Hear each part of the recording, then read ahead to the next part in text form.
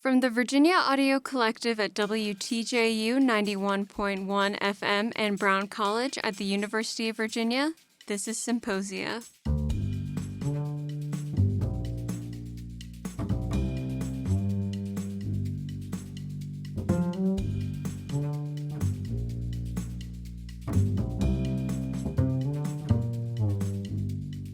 Today's episode on Symposia is a conversation with a musician from Charlottesville's sister city in France, Besançon. And his name is? Damien Groleau, or Damien in English. We were lucky enough to be able to sit down with him, as well as John Dirth, who heads up the jazz ensemble here at UVA, a few weeks back while Damien was here performing with the ensemble. And that was really special for me and Ben because we are actually about to go visit Besançon. So the way that this got set up is a little convoluted, so bear with me. John Dirth, who runs the jazz ensemble at UVA, was dispatched as a cultural ambassador to our sister city, Besançon, by the Charlottesville Sister Cities Commission. This year, the recipients of that exchange grant is going to be us. So we are essentially making that trajectory that John Dirth made a number of years ago. And when he was there, he met this jazz pianist and composer, actually multi-instrumentalist, Damien, and brought him to Charlottesville in return. So we're sort of the next link in the chain, the next node of this long-running Charlottesville-Besançon exchange, and I'm just super excited to go on this wacky field trip with you. Absolutely. It is going to be really fun, I think. And if you are a listener, I'm sure you will hear so much more about it because we're going over there to produce some podcast documentaries.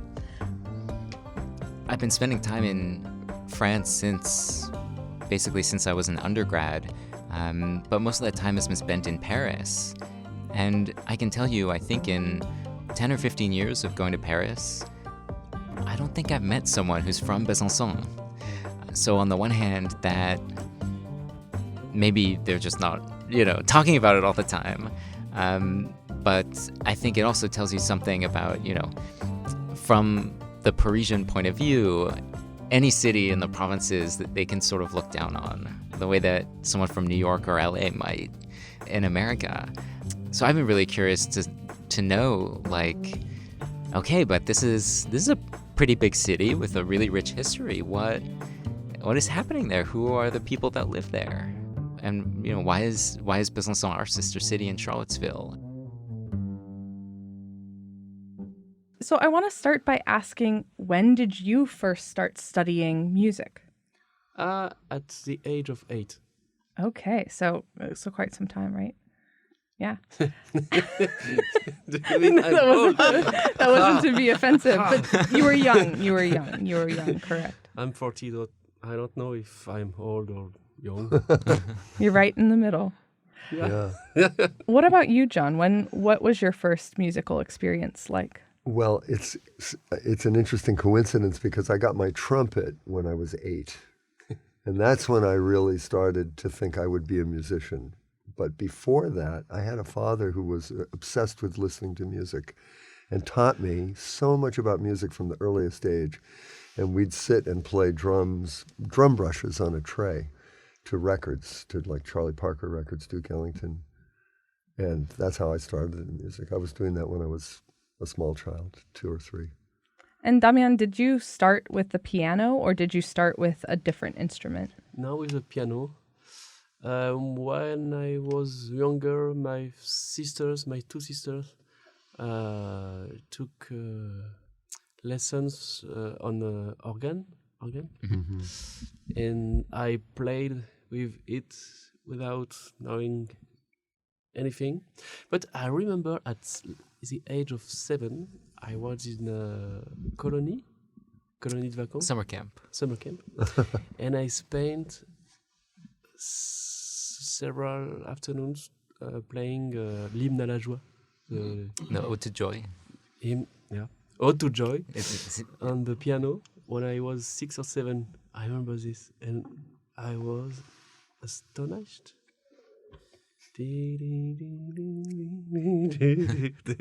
That's a very clear memory of How my old? childhood. How old were you then? 7? 6 or 7, yeah. Yeah.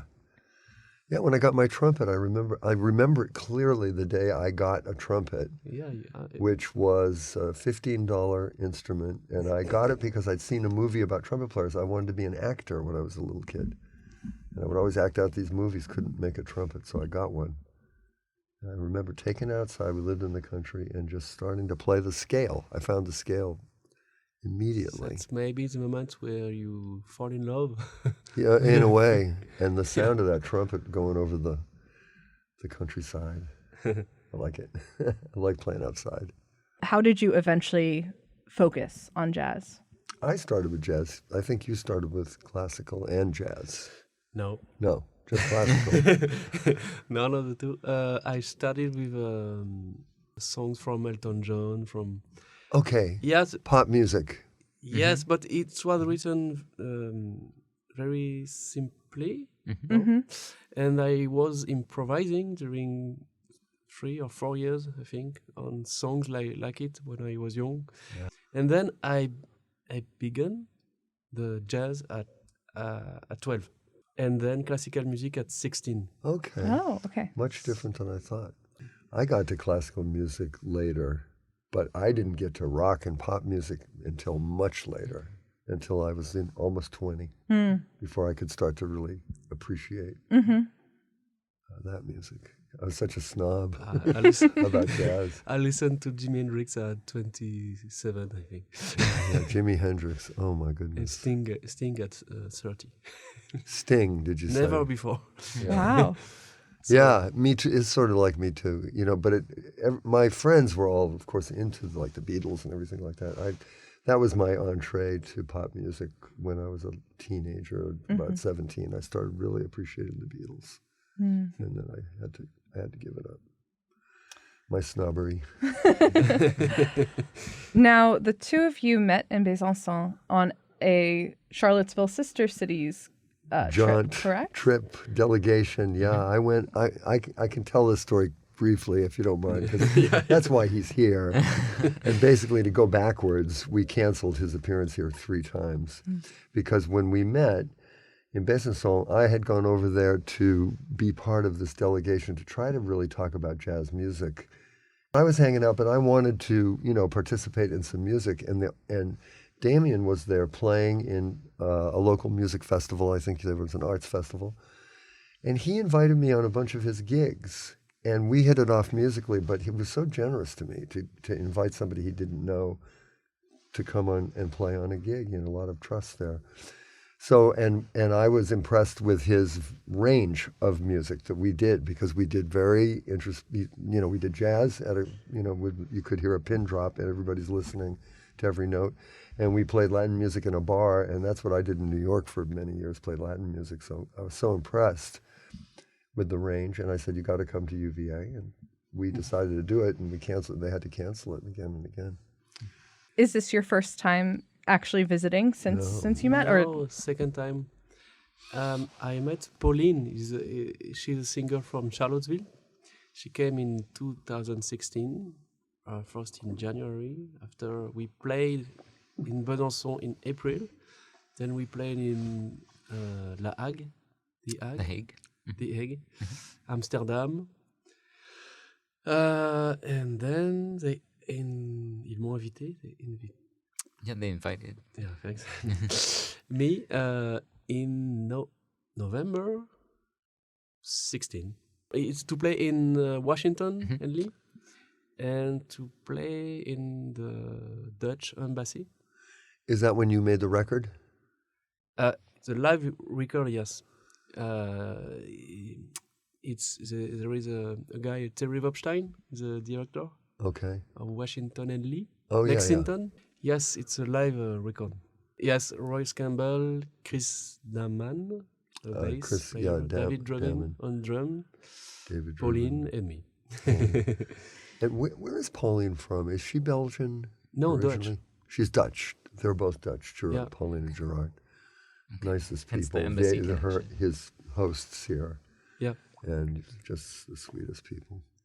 I was curious, John, how would you describe Damien's music? Is there something particularly Besançon about his jazz, about his sound, or is it just cosmopolitan? Yes, whenever he plays, I just see visions of Victor Hugo rising up.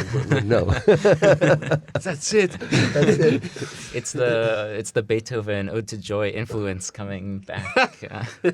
19th century. It's hard. I mean, I want to talk about his music. I'd love to talk about it intelligently. It's hard to talk about music, really, in a way. But I would say, we did an interview with someone from Seville Weekly, and Shay asked Damien what he was doing with his music. And after Damien talked a little while about his difficulties with English, he came up with, my compositions tell a story, which, I definitely felt that with his work, that there was always a story.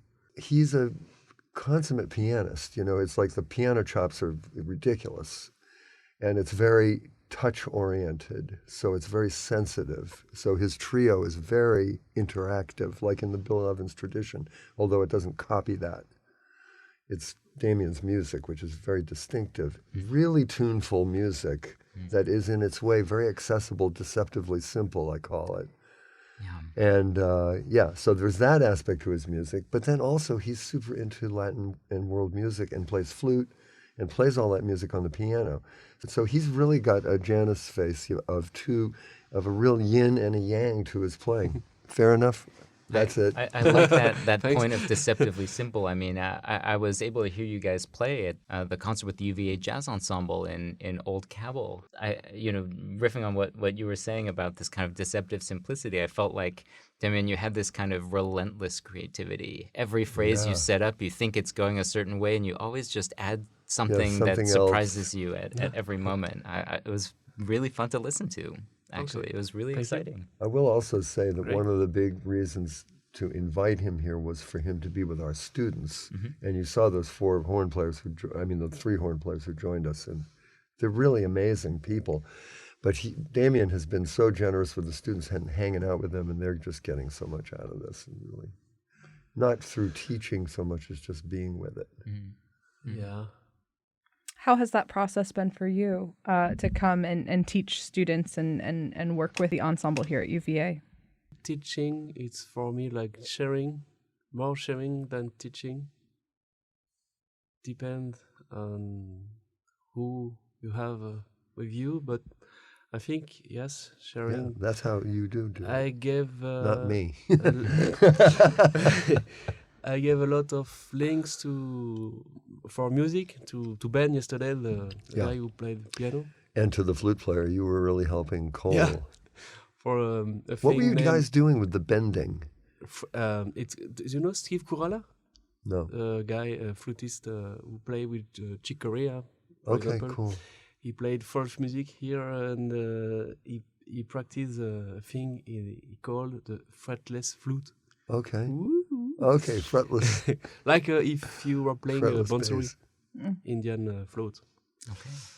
And yes, I say to me, maybe he's young, he never, il l'a jamais entendu.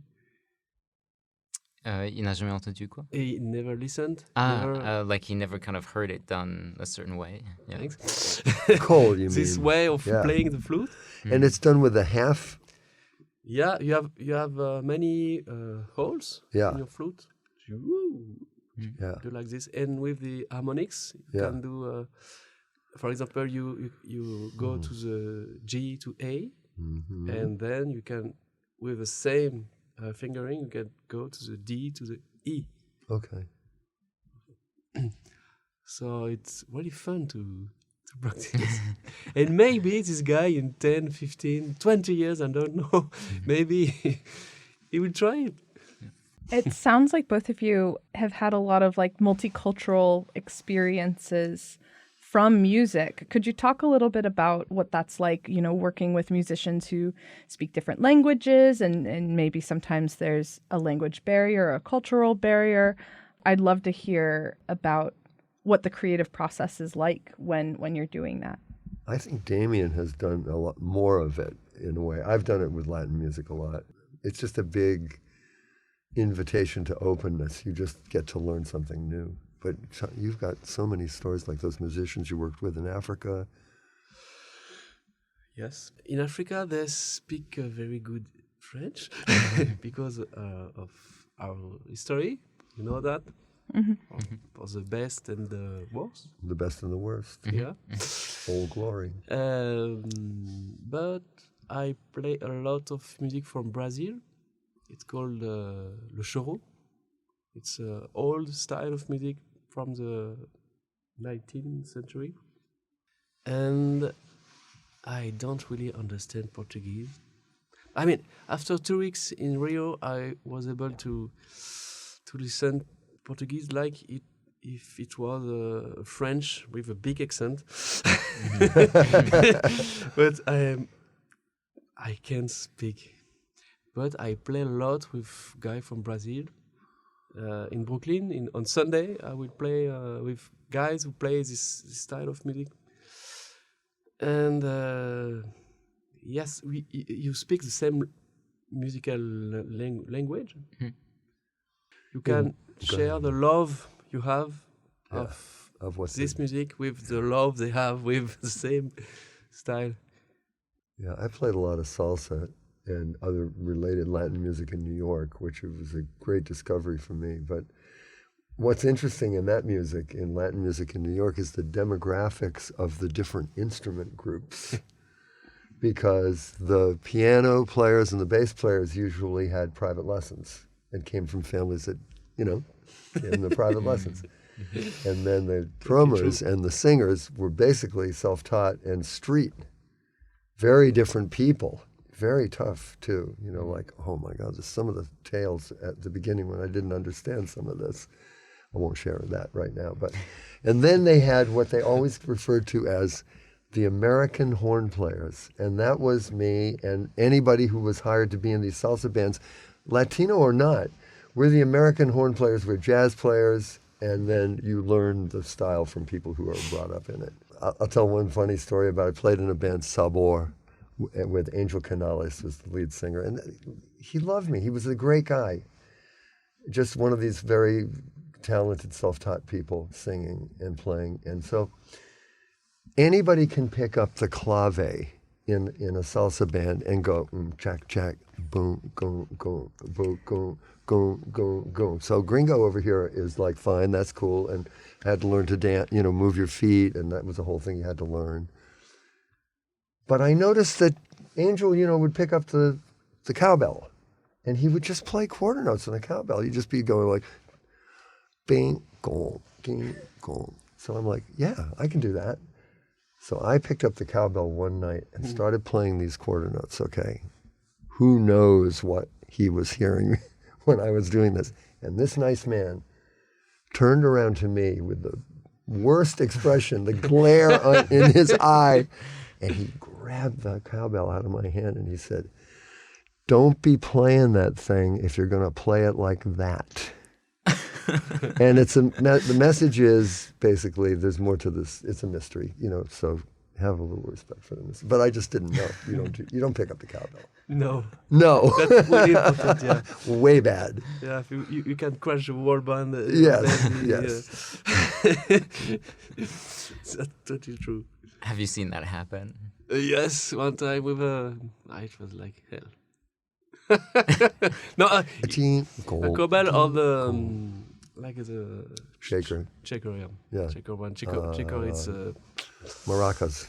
Yeah, or of the shaker, a guy who played very badly the guiro. timbales. I was curious about how the jazz scene in Besançon connects with what's happening in Paris or in other parts of France or in Europe. I mean, not so much. Because you don't have so much musicians here. You have a friend of mine, his name Vladimir Torres. He plays bass, yeah. Compose, and he's like a monster of selling his own music. So he played everywhere in France, in Europe. He's very do-it-yourself, right? He's like promoting himself. That's the thing in music. You got to realize we look like we're, connected, and we are artistically very connected, but we are not. The music business almost does not exist anymore. It's almost like there is no music business. It's just where you are. I lived in New York for years, and to try to work in New York, it's very hard to do. Let's just say it's very hard to get stuff like. Is it like more of a scene than like an established system?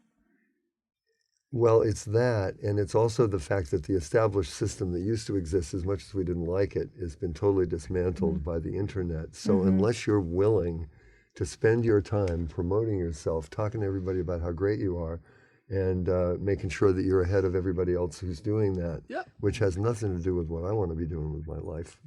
So it's a different. But we make the music for other reasons, I think. What are your reasons? Well, that's a good damn question. You brought it up. I know. No, that's an excellent question. I mean, I do it because I can't help it. I absolutely cannot help it. If I didn't do it, it would be like not having breakfast or something. A couple of days in a row, you wouldn't feel good. It's a way of life, I think. It's just a way of life. Yeah. Was there a time of your life when you considered not doing music, either as a career or at all? No. No. Not for me. Never. I was always trying to consider what I should do with it. At one point, I was thinking, I should move to Las Vegas and get a job in a casino, in a show band, and just, make a ton of dough doing that. Because I had a family to support, so I was just thinking how I would do that. I fell into teaching quite by accident. I have no degree, but thank God the teaching gig I have is fantastic. And I get to deal with people on a very intimate musical level that I really enjoy. Yeah. And what about you? Me, I love to play on stage. So all my energy is for this.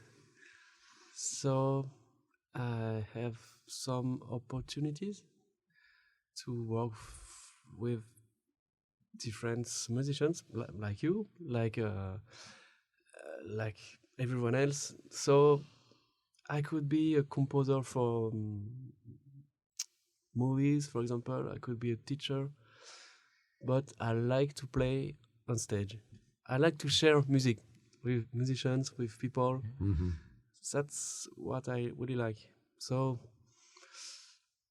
no, but there is some music I don't really like to play. So, I don't like les musiques trop tristes. Okay, sad sad girl music. Yeah. What is he saying? He doesn't like music that's too sad. Too sad. Yeah. Wow. I love think sad music. I used to play. I mean, for example, music for Argentina, tango music. Some of pieces are too sad for me. Wow. I used to play a lot tango music with singers. I used to play too some French music, or some French songs, were really, really dark, deep, and pathetic. No? Pathetic. Yeah. Pathetic and but in French, it also, pathetic. the pathétique in French, it also is like Pathetic. we say pathetic in a slightly different way. Yes. Yeah. Different. Anyway. Yeah. Not like Rimbaud or Baudelaire, for example, who invented the spleen. No, it's not it in the very pathetic way. I don't like it. I don't like play this type of feeling on stage. Yeah. So I quit. That's why I love music from Brazil. Happy sadness, like a translation. It's a more complex feeling. Yes, maybe. like and I don't know, music from Cuba maybe, or, for example, or music from Africa, from Asia, America. Does it make you feel sad when you play it? Is that why you don't like it? Because you have to feel that when you're playing it. I don't like to share a pathetic feeling to people. Things can be deep, can be, yes, sad, but not pathetic. Do Interesting. you What does he mean by pathetic? Like what does that pathos, sound? induced, But- like, Like like pathos. depressing, Like just- very depressing? Because Yeah. you know, a Wallowing. lot of jazz is Yeah. based on the blues, right? Which is sad music, but the purpose of it is to be happy. That's the point. That's the point of the blues. That's why I love the blues. I love saudade from Brazil. Yeah. That's the same thing. I don't want to play background music. I don't mind playing while people talk and party, but we want the music to be just real music. It sounds like in different ways you both want to make like a positive, transformative impact on your audience. Yeah. When music just, when music is right, the feeling is so joyful, no matter what you're playing in a funny way, when it's really right. Right? Yeah, that's a way of life. If you are depressed, you can play depressed music, but I don't want to. Yeah. I mean, it's not like your pieces are saccharine and like it's all happy and sugar. It's You play It's like you are. deep. I think Mm-hmm. you can't really lie about yourself. You can, but that's what we are looking for. I mean, no. Like, to be honest. Miles Davis said a great thing about that. As he said about many things, he said, sometimes it takes a long time for a person to learn to play like themselves. Right? You got to learn it. But yes, but you can't help yourself to be yourself. Yes. Yeah, You can't help it, right? yeah, but I understand. You can copy other musicians. Everyone's copy. Yeah. We have to copy and learn, We have, yeah. but you absorb it and make it into your own. It's like you're a little transformative factory for that. That's what painters do during years and years. That's what we do. Yeah, Yeah. that's true. We have to, imitation in jazz is the kiss of death, but you have to do it to learn. I wanted to make sure that we ask you, John. Do you remember when you first arrived in Besançon? What were your first impressions? What was it I'd love to like? tell you about that. And what can the Charlottesville residents expect if they go to visit our sister city? It's a beautiful city, and you need to know one thing in France, if you know nothing else, that your first word out of your mouth to anybody is bonjour.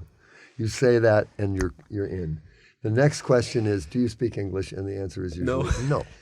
So my funny thing about Besançon is, it's a beautiful city, and all the time that I didn't get to spend with our mayor, a lot of it I spent on the banks of that beautiful body of water, huge park. I practiced for hours out there, and that was just a delight. I just had the greatest time. But I usually go to Europe, or have only gone to Europe as a professional musician, with a road manager who speaks the language, and this was not that. And they set your agenda. And So there was none of that, and I was terrified. And I'm terrified of French, the language, because I just have this feeling that I don't have the ear for it. It's jazz disease. It's the bane of any musician's existence is we think we basically are terrible. I mean, we fight with that. We work with that. We help the students with that. That's the whole thing all the time.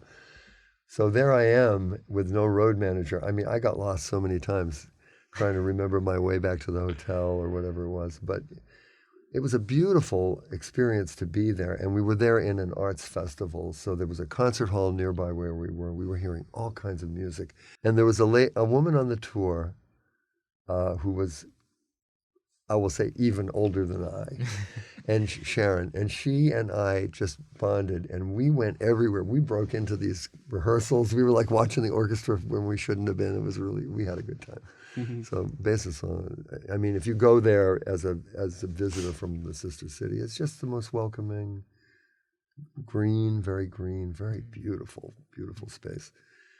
And it's small. Can I say an amazing experience I had in Besançon, which was one day we were in a plaza somewhere getting food, and everything. And this girl, and it was a girl, probably about 8 or 9 years old, was up on a balcony playing her violin. Boom, boom, boom. And so I got my trumpet and I started playing with her. And we played back and forth. People in the closet clapped. It was just the mood of the thing. Later that day, or later, maybe another day, I can't remember, this little girl's walking along down the street with her dad, and she sees me, and she starts jumping up and down, telling her dad, that's the guy, that's the guy. And we talked, and the father turned out to be, his business was he booked jazz acts. He was an agent for jazz music. Who is this guy? I don't know. I should have found. I probably have his card somewhere. I'm very bad at that. So that was that. Maybe he'll be listening to our broadcast. The girl was incredible. He'll hear this audio. I mean, I have something that I always want to share about music on the global way because it's jazz music from America, okay? And it's just basically a kind of an algebra formula of something. There is a thing alive in the world that I like to call black music in the Americas that wouldn't exist if it wasn't for the colonial project, and as we know. This music in America, for certain historical reasons, resulted in blues, gospel music, jazz music. This is black music. This was recorded. It went around the world. It changed the way people heard music everywhere in the world. Now we have people in every corner of the globe contributing at a very high level to this basically black American music, jazz music. And Dizzy Gillespie said a beautiful thing about it. He said, "You can't steal a gift." So it is one of the greatest gifts that was ever given out of incredible suffering and travail and, cataclysmic experience. So we acknowledge that gift. That's what I'm about. I wanted to go to Besançon and talk about that. It was not, there was no road manager. But you're continuing the conversation now. We are. That's well said. Thank you. Sage, after the conversation, how do you feel about going to visit Besançon now? I'm really excited. We actually didn't keep this in the final cut, but when we asked Damien what his favorite thing about Besançon was, he was just like, my mom. So, but it sounds like a beautiful city. It sounds, it's actually funny. I live in Scottsville, here in Albemarle County, and Scottsville is like bisected by the James River in this big U shape. And Besançon has the exact same kind of geographical element of the river going through it in a very similar shape. So I'm interested, I know it's Charlottesville's sister city, but right where I live is a very similar geographic place to Besançon. So I'm very excited. Okay, cool. How about you, Ben? What was your takeaway from our conversation? Well, I was just interested to hear how, Damien's career as a performer is so connected to all these different parts of France and the world from a kind of home base in Besançon. And hopefully we can kind of participate in that sort of global connection happening on a local civic scale. Absolutely.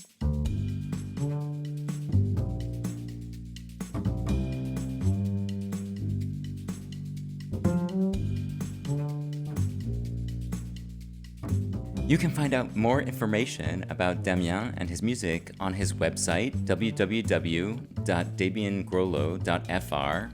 That's DAMIENGROLEAU.fr. More information about John and the UVA Jazz Ensemble can be found on the music department's website, music.virginia.edu. We'd like to extend a special thanks to David McNair for providing the recording we heard at the very end of the performance at the Paramount Theater. You can find video of the full concert performed at Old Cabell Hall on the UVA Music YouTube channel under the Live tab. Symposia is a production of the Brown College Community Media Initiative and the Virginia Audio Collective.